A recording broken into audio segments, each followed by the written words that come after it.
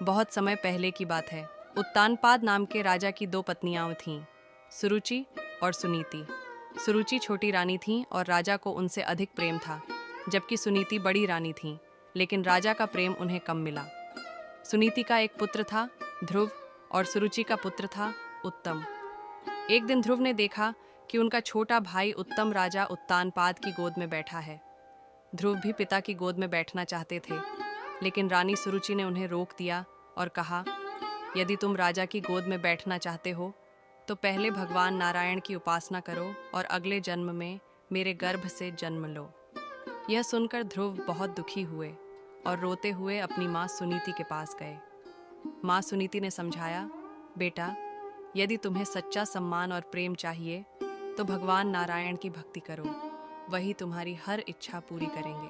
माँ के शब्दों को सुनकर 5 वर्ष के ध्रुव ने निश्चय किया कि वे वन में जाकर कठोर तपस्या करेंगे और भगवान विष्णु को प्रसन्न करेंगे। ध्रुव वन में चले गए और कठोर तपस्या करने लगे। सबसे पहले उन्होंने केवल फल खाए, फिर कुछ समय बाद केवल पानी पिया, फिर वायु पर ही निर्वाह करने लगे।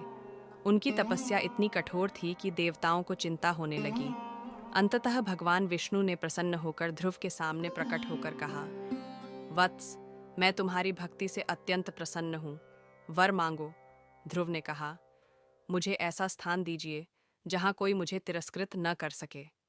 भगवान विष्णु ने उन्हें आशीर्वाद दिया और कहा, तुम्हारा नाम अमर रहेगा और तुम आकाश में एक ऐसा स्थान प्राप्त करोगे जो अडिग रहेगा। वह स्थान ध्रुव तारा के नाम से जाना जाएगा। इसके बाद ध्रुव अपने पिता के पास लौट आए। राजा उत्तानपाद ने उनका भव्य स्वागत किया और उन्हें सिंहासन सौंप दिया। ध्रुव ने वर्षों तक न्यायपूर्वक राज्य किया और अंत में भगवान विष्णु के वरदान से आकाश में ध्रुव तारे के रूप में अमर हो गए। शिक्षा।